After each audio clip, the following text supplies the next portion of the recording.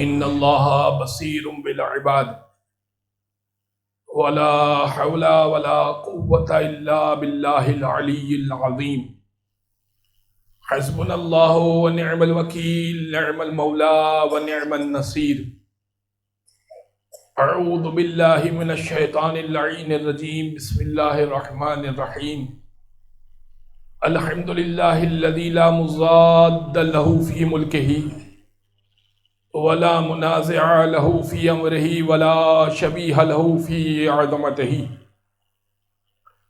ثم الصلاة والسلام على رسوله الكريم الأمي المكي المدني القرشي الهاشمي بالقاسم محمد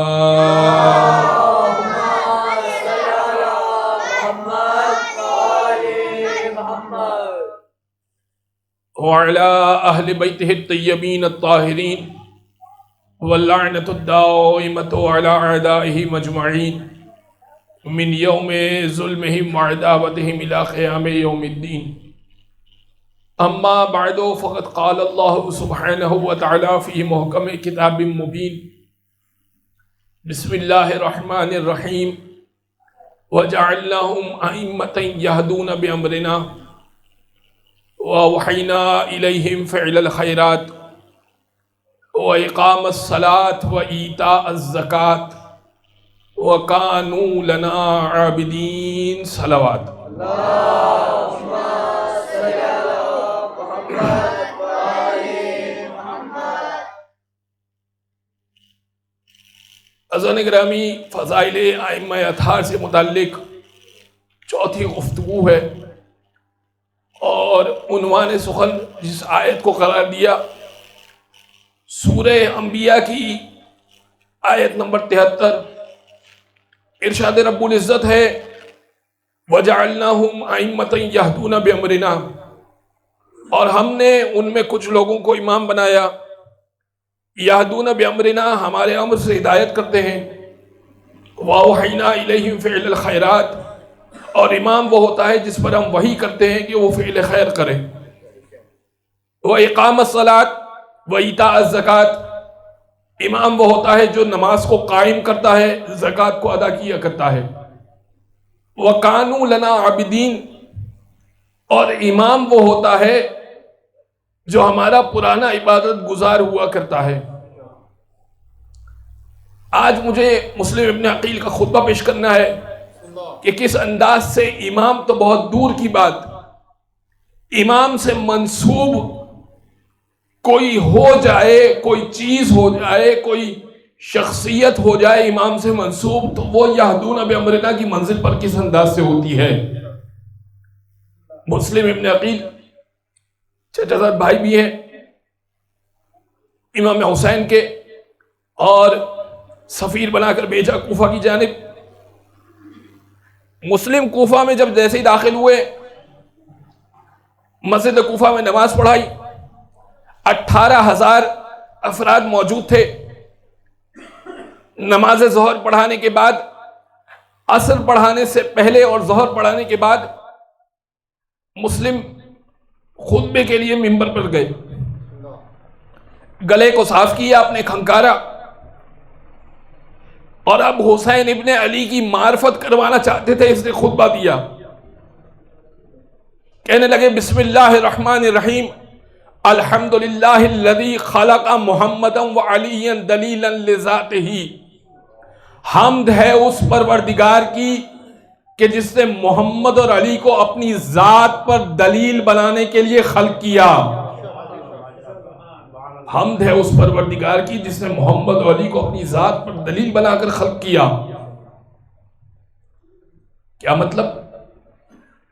یعنی آپ کو اگر محمد مصطفیٰ جیسا کوئی اور مل جائے تو خدا کی خدائی پر شک کیجئے، کوئی محمد مصطفیٰ جیسا نہیں ملے گا، کوئی علی مرتضیٰ جیسا نہیں ملے گا۔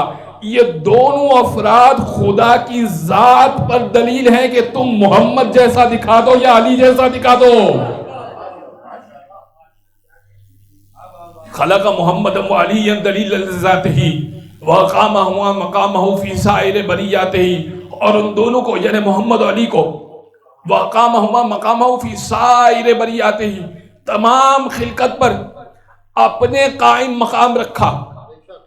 یعنی جس مقام پر پروردگار سے پوچھنا تھا اے پروردگار میں نماز پڑھوں تو کیسے، تو اس مقام پر پروردگار کو چھوڑو، محمد مصطفیٰ کے در پہ آؤ، کیونکہ تم پروردگار سے رابطہ نہیں کر سکتے، محمد مصطفیٰ کے محتاج ہو.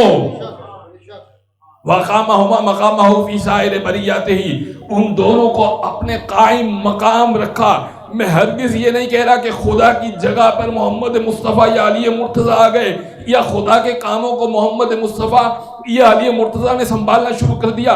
بڑی باریک سی لکیر ہے، اس کو سمجھیے گا. دیکھیے خدا کے کچھ کام تھے جو خدا نے لینے تھے، خدا کے کچھ کام تھے، مثلا ہدایت، خدا کا کام تھا ہدایت کرنا، لیکن منتخب کیا محمد مصطفیٰ کو کہ اے محمد مصطفیٰ کام میرا ہے، آپ کیجئے، آپ کے ذریعے سے کروانا چاہتا ہوں. اے علی مرتضیٰ دشمنوں کو طے کرنا ہے، چاہوں تو ان کی روحیں قبض کر دوں، مگر آپ کے لیے تلوار اتار رہا ہوں، تلوار سے ان کو واصل جہنم کیجئے. اے علی یا علی وَقَامَهُمَا مَقَامَهُ فِي سَائِرِ بَرِيَّاتِهِ اور ان دونوں کو اپنے قائم مقام رکھا. فَجَعَلَ أَوَّلًا تَاجًا لِمَشِيَّتِهِ اور محمد مصطفیٰ کو اول کو یعنی محمد مصطفیٰ کو تاجًا لِمَشِيَّتِهِ اپنی مشیت کا تاج بنا کر رکھا، اپنے ارادے کا تاج بنا کر رکھا. وَثَانِيًا سَيْفًا لِإِرَادَتِهِ اور علی کو اپنے ارادے کی تلوار بنا کر رکھا. کیا مطلب ارادے کی تلوار بنا کر رکھا؟ علی کے پاس اللہ کی تلوار نہیں ہے، سیف اللہ علی خود ہیں. یعنی اب علی کسی کا نماز جنازہ پڑھائیں گے تو وہ مر جائے گا. مذاق کیا تھا نا کسی نے، 4 افراد آئے تھے کہنے لگے یا علی نماز جنازہ پڑھا دیجئے. ایک مرتبہ علی نے پوچھا پڑھا دوں پڑھا دوں پڑھا دوں، 3 مرتبہ پوچھا. انہوں نے سوچا آج علی کو بیوقوف بناتے ہیں. علی نے نماز جنازہ پڑھائی. اب جو کفن ہٹا کر دیکھا تو مر چکا تھا. کہا یا علی یہ مر چکا ہے. کہا وہ اسی وقت مر چکا تھا جب تکبیر کے لیے ہاتھوں کو بلند کیا تھا.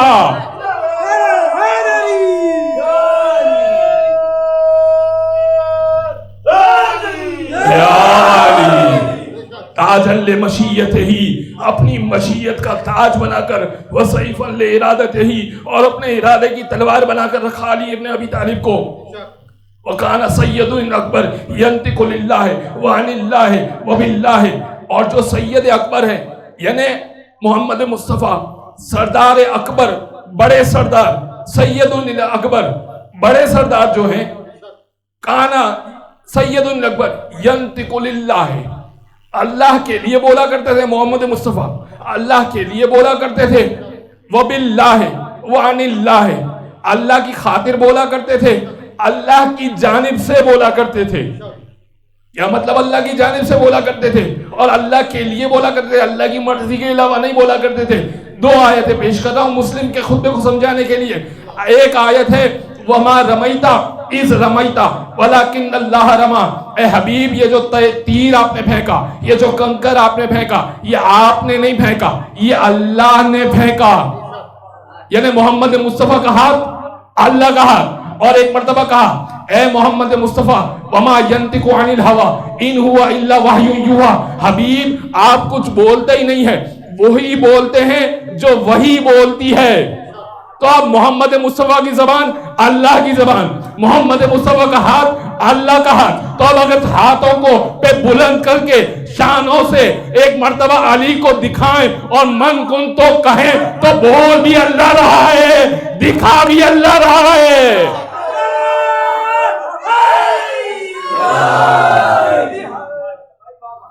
بھائی محمد مصطفیٰ کا کام سمجھئے گا. سید الاکبر ینطق للہ وعن اللہ وباللہ اللہ کی خاطر بولا کرتے تھے، اللہ کی طرف سے بولا کرتے تھے، اللہ کے لیے بولا کرتے تھے. وَكَانَ سَيِّدُ الْأَصْغَرِ سید الازگر ینطق یفعل عنہ وَلَهُ وَبِهِ وَمَزَا طَاہِرَانِ تَقِیَّانِ. ایک مرتبہ علی ابن ابی طالب کام جب کیا کرتے تھے محمد مصطفیٰ بولا کرتے تھے اللہ کی خاطر بولا کرتے تھے، اور علی مرتضیٰ یفعل عنہ وبہ اللہ کے لیے کام کیا کرتے تھے، اللہ کی جانب سے کام کیا کرتے تھے۔ وَمَضَى طَاہِرَانِ تَقِيَّانِ مسلم ابن عقیل کہہ رہے ہیں وَمَضَى طَاہِرَانِ تَقِيَّانِ۔ اب یہ دونوں کا مقام سمجھ میں آ گیا، محمد مصطفیٰ کیا ہے، علی مرتضیٰ کیا ہے، وَمَضَى طَاہِرَانِ تَقِيَّانِ، یہ دونوں اللہ کے پاس پاک و پاکیزہ پہنچ گئے۔ وَلَيْسَ لَهُمَ وَارِثٌ عَلَى وَجْهِ الْأَرْضِ سِوَى الْحُسَيْنِ، اور زمین پر سوائے حسین کے ان دونوں کا کوئی وارث بھی نہیں بچا۔ کیا مطلب؟ رسول کا وارث علی، رسول کے وارث علی، رسول کا انتقال ہوا علی وارث، علی نہیں بچے۔ اچھا علی کے وارث کون؟ حسن مجتبیٰ، حسن بھی نہیں بچے۔ تو جب رسول کا وارث علی نہ بچا اور علی کا وارث حسن نہ بچا، جب ان دونوں کا کوئی وارث نہ بچا سول حسین، سوائے حسین کے، اب مسلم سمجھا رہے ہیں سمجھو حسین کو، نہ رسول کا وارث بچا نہ علی کا وارث بچا سوائے حسین کے، یہ رسول کا بھی وارث ہے علی کا بھی وارث ہے۔ بھئی یہ رسول کا بھی وارث ہے علی کا بھی وارث ہے۔ اب مسلم نے حسین کا تعارف کروایا۔ کون حسین؟ کلیم القرآن، وہ حسین جو قرآن سے باتیں کیا کرتا ہے، المناجی بالرحمن، وہ حسین جو الرحمن سے مناجات کیا کرتا ہے، قاسم کل خیر، وہ حسین جو ہر خیر کو بانٹا کرتا ہے، المفترضت طاعتہ علی الجن والانس والوحش والطیر، اور وہ حسین جس کی اطاعت ہر جن و انس، ہر وحش و طیور پر واجب ہے، وہ حسین ابن علی کی بات کر رہا ہوں۔ کہ وہ حسین ابن علی جو ہر خیر کو بانٹتا ہے۔ فاقلو یا اہل الکوفہ لو تستطیع تعقلو اترکتم عبداللہ الحسین، اے کوفے والوں عقل کے ہوش کے ناخن لو، ذرا عقل سے کام لو۔ فاقلو یا اہل الکوفہ، عقل سے کام لو۔ لو تستطیع ان تعقلو، اگر عقل ہے تم میں، مسلم نے کہا اگر عقل ہے تم میں تو عقل سے کام لو۔ اترکتم عبداللہ الحسین، حسین کو چھوڑ رہے ہو، یزید کے خوف سے حسین کو چھوڑ رہے ہو۔ اترکتم عبداللہ الحسین، پھر تعارف کروایا، مصباح الصلاۃ و نور المحراب و خلاصۃ الوجود و تفسیر الکتاب۔ کون حسین؟ جو مصباح الصلاۃ ہے، نماز کا چراغ ہے۔ میں اور آپ جب نماز پڑھتے ہیں نا تو نماز ہمیں تقویت دیتی ہے۔ بھئی نماز کو کب تقویت ملتی ہے؟ جب حسین نماز پڑھتا ہے۔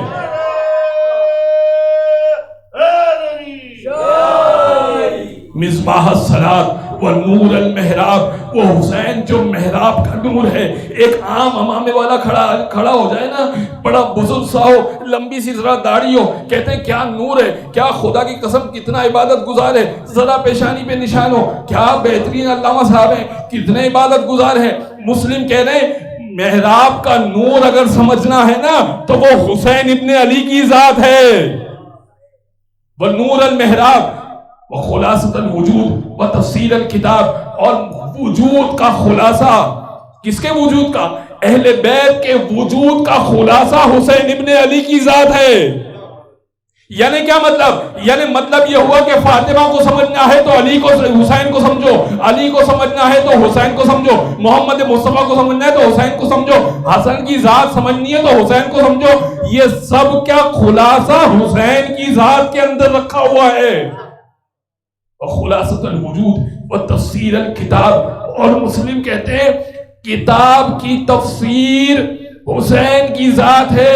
یعنی قرآن کی اگر تفسیر ڈھونڈ رہے ہو تو حسین کے قدموں میں جا پڑو۔ و تفسیر الکتاب للشارب الخمر واللعب بالکلاب، یہ حسین کو تم نے اس لیے چھوڑ دیا، للشارب الخمر واللعب بالکلاب، وہ جو شراب نوشی کیا کرتا تھا اور کتوں سے کھیلا کرتا تھا، اس کی خاطر حسین کو چھوڑ رہے ہو؟ ایک طرف کون ہے اور ایک طرف کون ہے؟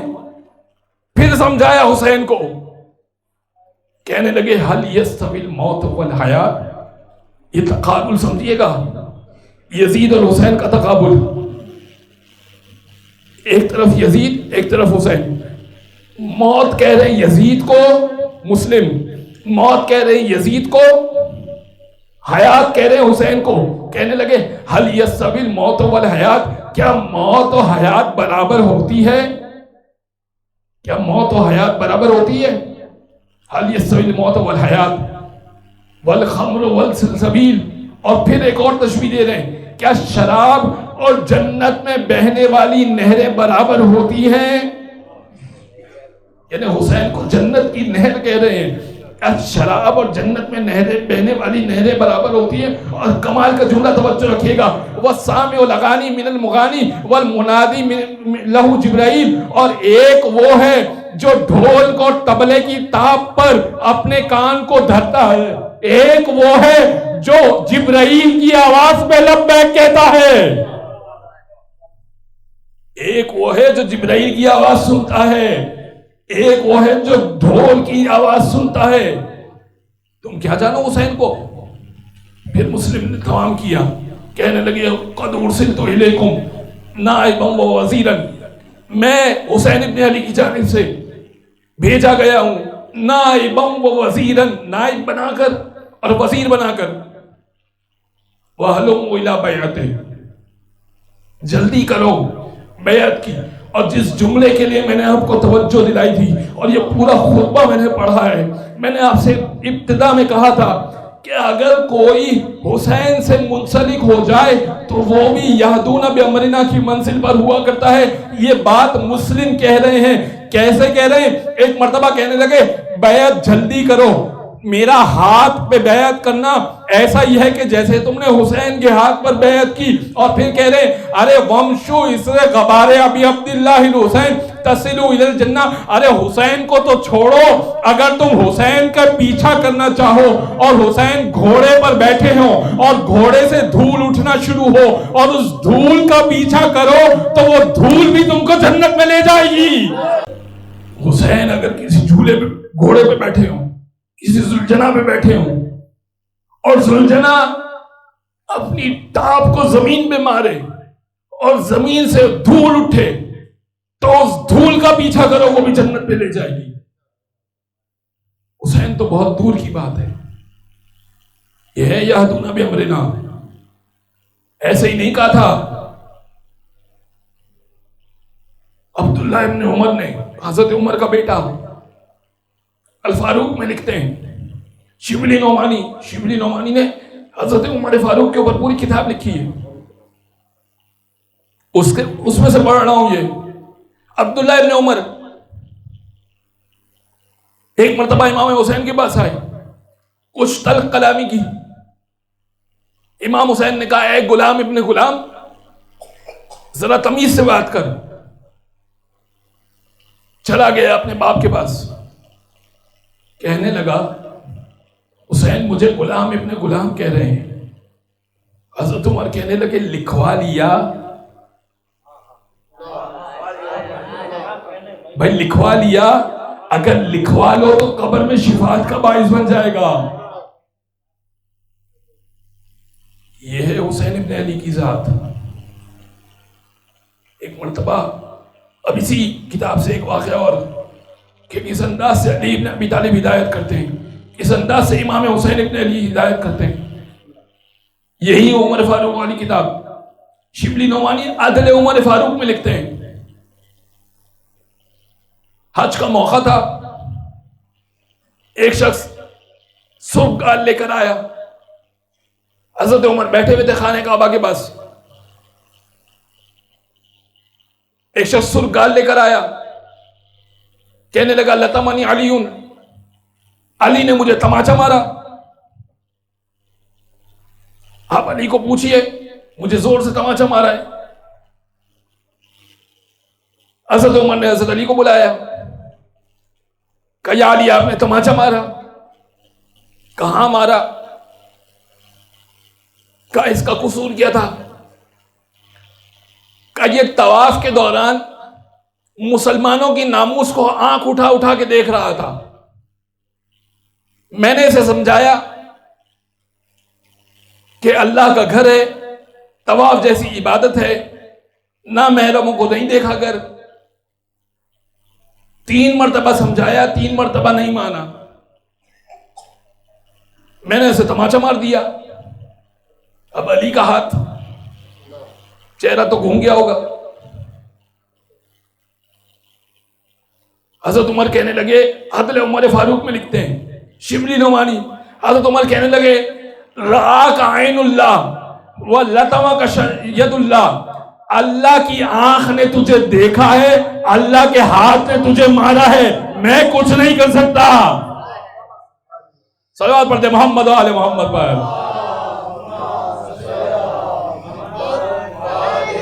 محمد عجل فرجوں.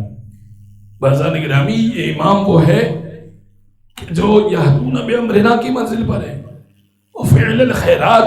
اور امام وہ ہوتا ہے جو فعل خیر کیا کرتا ہے. کس انداز سے فعل خیر کیا کرتا ہے؟ امام حسن کے بارے میں بہت کم پڑھا جاتا ہے. انشاءاللہ کوشش کروں گا کہ اس اشرے میں امام حسن سے متعلق بھی کچھ باتیں پیش کروں. امام حسن حاکم شام نے اپنے دربار میں بلایا، عام اعلان کیا ہوا تھا. اس نے شام میں عام اعلان کیا ہوا تھا کہ جو آج آئے گا اس کو میں تحفہ دوں گا. سب بھاگے بھاگے گئے، بادشاہ سلامت کے پاس سے تحفہ ملے گا. حسن ابن علی نہیں گئے. بھائی جو جنت کا بادشاہ ہو سے گیا، ضرورت ہے کہ وہ وہاں جائے گا. تو یہ تاریخ میں لکھا جائے کہ حسن دربار میں گئے تھے، اس نے ایک فوجی دستے کو بھیجا کہ حسن کو لے کر آؤ، حسن کو، امام حسن کو لے کر آؤ. بہرحال جب اس انداز سے بلایا گیا تو امام کو جانا پڑا. امام کو لے جایا گیا. امام گئے. جیسے ہی گئے تو حاکم شام کہتا ہے، اے حسن ابن علی، آپ اس وقت آئے ہیں جب گویا کہ میرے پاس سارا مال ختم ہو گیا ہو. صبح سے شام ہو گئی، آپ نہیں آئے. پھر اپنے غلام سے کہتا ہے حاکم شام، اے غلام جو صبح سے لے کے شام تک سب کو الگ الگ بانٹا ہے، اپنی سخاوت دکھانا چاہ رہا تھا اور اپنا جاؤ حشم دکھانا چاہ رہا تھا. کہنے لگا کہ جو صبح سے لے کے شام تک سب کو الگ الگ بانٹا ہے، وہ سب اکٹھا کر کے ایک حسن کے قدموں میں رکھ دو. یعنی یہ عمل بتا رہا ہے، ساری دنیا ایک طرف، حسن کی ذات ایک طرف. اللہ عمل کروا رہا تھا نا اس سے. سارا مال ڈھیر ہو گیا. جیسے ہی ڈھیر ہو گیا تو کہنے لگا، اے حسن یاد رکھیے گا، توجہ، اے حسن یاد رکھیے گا، میں ہندا کا بیٹا ہوں. میری سخاوت یاد رکھیے گا، میں ہندا کا بیٹا ہوں. امام پلٹے. جیسے ہی پلٹے نا تو غلام نے جوتیاں سیدھی کی. جیسے ہی جوتیاں سیدھی کی نا، امام نے کہا، اے غلام یہ سب تیرا ہوا. اور اس کی آنکھوں میں آنکھیں ڈال کے کہا، تو یاد رکھنا میں فاطمہ زہرا کا بیٹا ہوں، جو تو حسن کو دینے کے لیے سمجھتا ہے وہ میں غلاموں کو جوتیاں سیدھی کرنے کے لیے بانٹ دیا کرتا ہوں. یہ ہے فعل خیر. امام حسین کا صدقہ دینے کا طریقہ کیا تھا؟ میں اور آپ صدقہ دیتے ہیں، بڑا سوچ کے دے دیتے ہیں، دے نہیں دے. سب سے چھوٹا نوٹ کون سا ہے؟ امام علی کہتے ہیں، مولا کائنات کہتے ہیں، جب تنگ دست ہو جاؤ، جب غریب ہو جاؤ، اللہ کو مال دے کر تجارت کیا کرو. ہم سوچ سوچ کے صدقہ دیتے ہیں. امام حسین کا طریقہ کیا تھا؟ امام حسین کا طریقہ یہ تھا کہ جب بھی کوئی سائل آتا تھا اس کو کہتے تھے کہ تو ذرا گھر پہ آ، اور پھر اس کو دروازے پہ روکا کرتے تھے اور دروازے کی آڑ میں سے اس کو دے دیا کرتے تھے. کئی دفعہ صاحب نے دیکھا کہ دروازے کی آڑ میں سے دے رہے ہیں، اس کے سامنے نہیں جا رہے. صاحب نے کہا، ہے حسین یہ کیا ماجرا ہے؟ کہ آپ سائل کو آڑ میں سے دیتے ہیں، دروازہ مکمل نہیں کھولتے۔ امام کہنے لگے سائل کے چہرے پہ مانگنے کی شرمندگی ہوتی ہے، میں مانگنے کی شرمندگی نہیں دیکھنا چاہتا۔ یہ ہے حسین ابن علی کی ذات، یہ ہے فعل خیر، اس انداز سے فعل خیر کیا کرتے تھے۔ اور یادون بامرنا کی منزل پر کس انداز سے ہوتے تھے کہ حسن ابن علی سے کسی نے سوال کیا، ایک شخص ایک یہودی مجھ سے سوال کیا، کیا سوال کیا؟ اچھا اللہ نے مولا حسن کو بڑا نوازا ہوا تھا، جیسے جناب خدیجہ کو بڑا نوازا ہوا تھا۔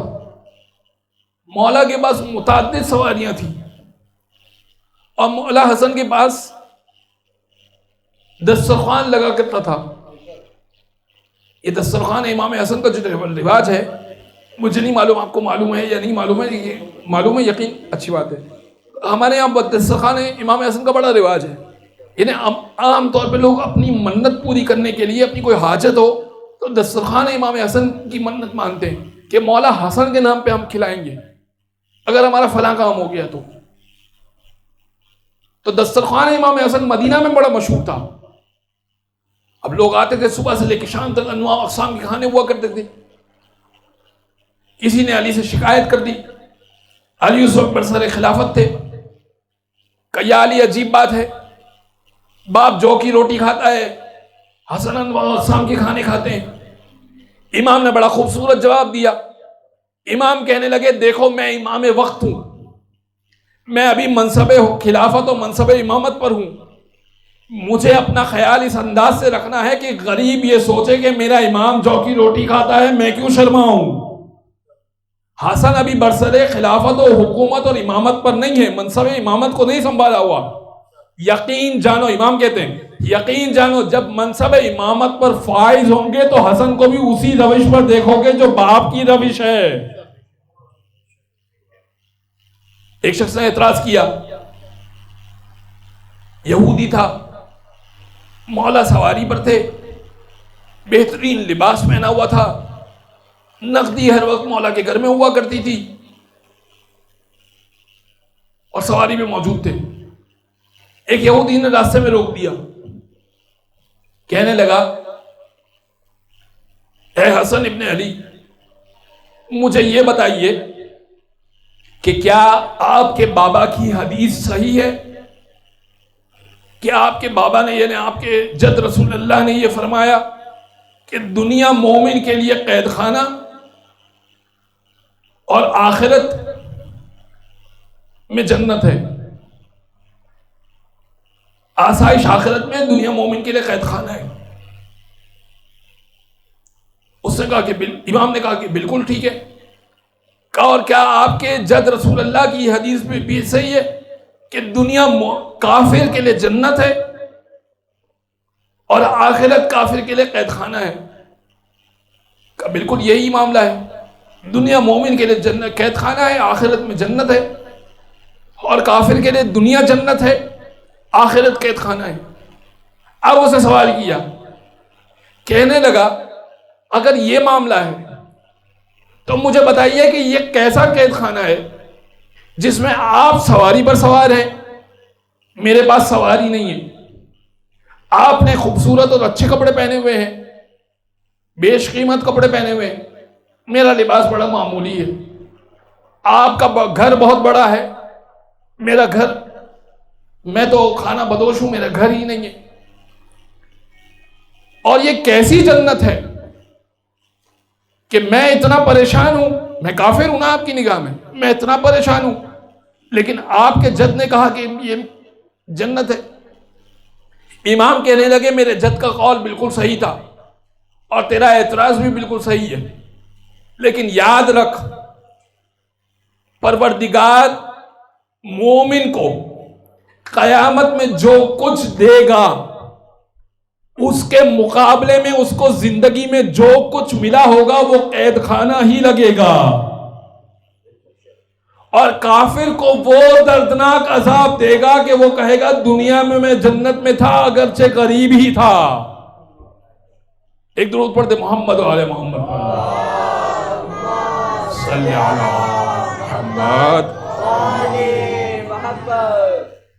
بزرگان گرامی، یہ حسین ابن علی کی ذات ہے کہ جو کسی نے سوال کیا مولا سے، آج کچھ ایسی باتیں پیش کرنا چاہ رہا ہوں جو آپ یہاں سے کچھ لے کے اٹھیں، کیونکہ امام وہ ہوتا ہے جو ہر طرح سے ہدایت کرتا ہے، ہر لیول پہ ہدایت کرتا ہے۔ امام سے ہر مختلف سوالات کیے گئے، مختلف انداز سے لوگوں نے فیض حاصل کیا۔ ایک شخص نے امام حسین سے سوال کیا، انی لا اصبر علی معصیت، مولا مجھے موعظہ کیجیے، واعظ و نصیحت کیجیے۔ انی لا اصبر علی معصیت، جب بھی گناہ کا موقع آتا ہے نا مجھ سے صبر نہیں ہوتا، میں گناہ کر دیتا ہوں۔ بعض لوگوں کی عادت ہوتی ہے، غیبت کا موقع ملتا ہے غیبت کرتے ہیں، گانا سننے کا موقع ملتا ہے گانا سنتے ہیں۔ خواتین بھی سن رہی ہیں، چونکہ موقع ملتا ہے تو شادیوں میں میک اپ سے جاتی ہیں نامحرموں کے سامنے۔ یاد رکھیے کہ یہ جو میک اپ ہے اور یہ جو سنورنا ہے فقط شوہر کی خاطر ہے، نامحرم کے لیے۔ اگرچہ یہ پورا ایک عنوان ہے کہ نامحرم کے لیے سجنا سنورنا کس قدر دردناک عذاب میں مبتلا کرے گا۔ تو پردے کی بیوی زینب کے پردے پر رونے والیاں ایسی تو ہو کہ بیوی زینب ان کا رونا قبول کر لیں۔ بازار نگرامی، ایک مرتبہ اس نے سوال کیا، اس نے کہا کہ مجھ سے صبر نہیں ہوتا، گناہ پہ صبر نہیں ہوتا، مجھے واعظ و نصیحت کیجیے۔ امام کہنے لگے تجھے 5 باتیں بتاتا ہوں، 5 میں سے اگر تو ایک بھی کر سکتا ہو تو گناہ کر لینا۔ اس نے کہا فرزند رسول تو بہت اچھی بات ہے، 5 آپشن دے رہے ہیں مولا، 5 میں سے کوئی ایک بھی کر سکتا ہو تو گناہ کر لے، کوئی مسئلہ نہیں ہے۔ اب آپ بھی سنیے اور میرے لیے بھی ہے، اگر ایک بھی کر سکتے ہیں تو پھر گناہ کر سکتے ہیں۔ کہا امام نے کہا اخرج من ولایت اللہ، اللہ کی سرزمین سے نکل جا۔ بھئی اللہ کا قانون اللہ کی سرزمین پہ چلے گا نا، اللہ کی حکومت سے نکل جا۔ جب اللہ کی حکومت سے نکل جائے گا تو گناہ کرنا۔ اس نے کہا مولا یہ کیسے ہو سکتا ہے، ہر جگہ ہی خدا ہے، اگر زمین سے بھی نکل جاؤں تو بھی کہیں اور بھی تو خدا ہی ہے۔ وہ سورہ بلکہ دعائے کمیل کا جملہ ہے نا، لا يمکن الفرار من حکومتک، اے پروردگار تیری حکومت سے فرار ممکن نہیں ہے، مجھے معاف کر دے۔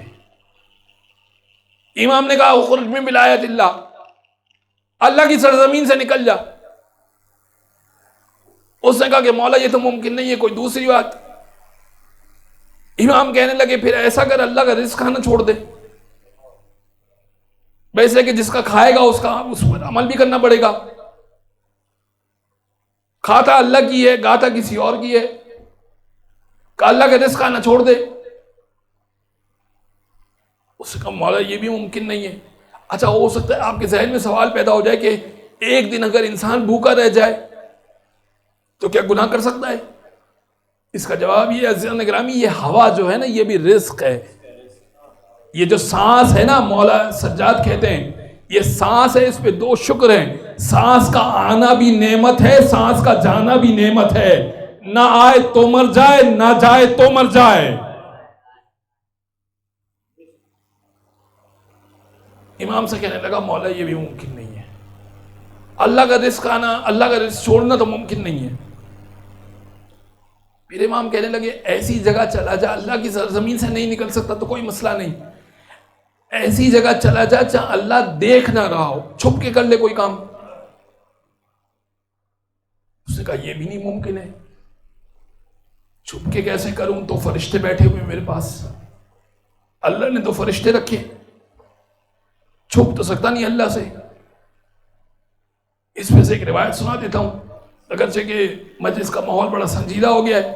ایک شخص نے چھٹے امام سے سوال کیا کہ مولا ایسا عمل بتائیے کہ دایاں فرشتہ ثواب لکھے، بایاں فرشتہ گناہ کو مٹانا شروع کر دے۔ امام کہنے لگے اگر تو ہم اہل بیت پہ درود بھیجے تو گناہ بھی مٹنا شروع ہوں گے، ثواب بھی لکھنا شروع ہوگا۔ درود پڑھ دے محمد و آل محمد پر۔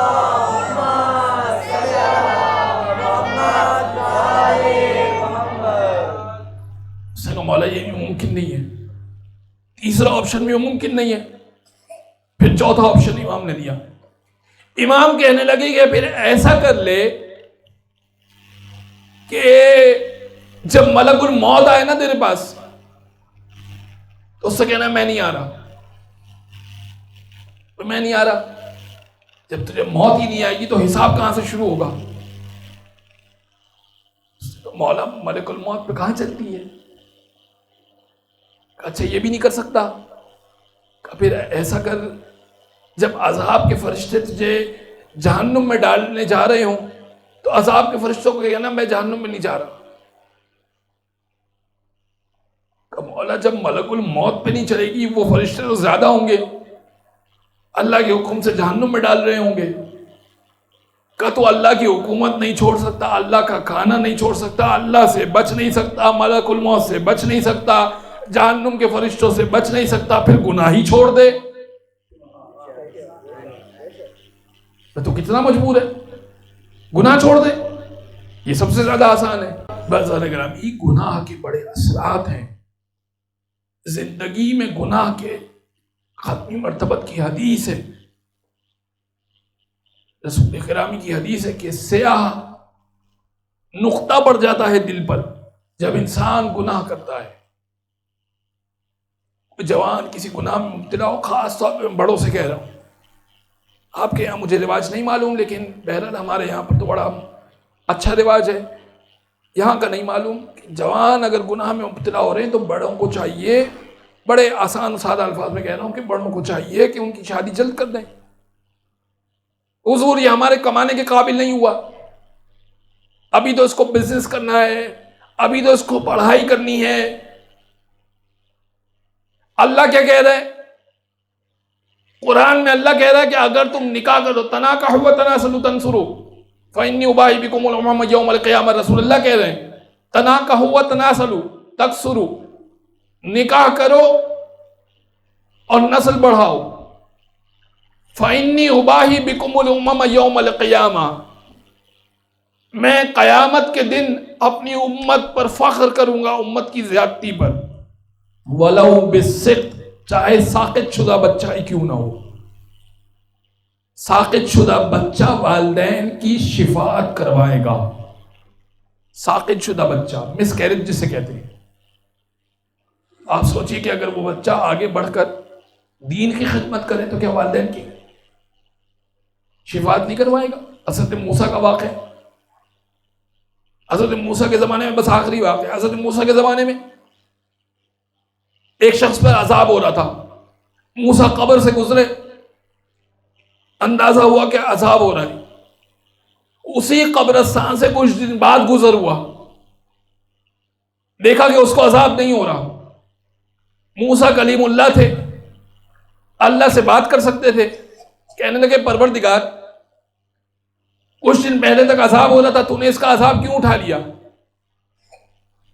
کیا حساب مکمل ہو گیا؟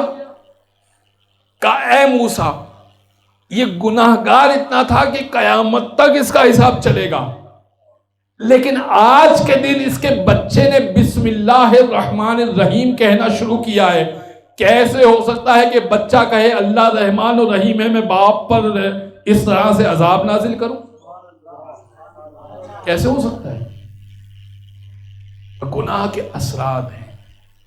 عزیزان گرامی اللہ بڑا رحمان و رحیم ہے، لیکن یاد رکھیے جبار و قہار بھی ہے۔ اہل بیت کے دشمنوں سے برات کا اظہار اسی لیے ضروری ہے کہ اہل بیت کے دشمن سے جب نفرت کریں گے تو قبر میں نور ہوگا۔ اس پہ عرض کر چکا کہ ہر شخص رضی اللہ نہیں ہے، ہر شخص اس بات کا حقدار نہیں ہے کہ اس کی اطاعت کی جائے، اسے مانا جائے، اس کو دل میں جگہ دی جائے۔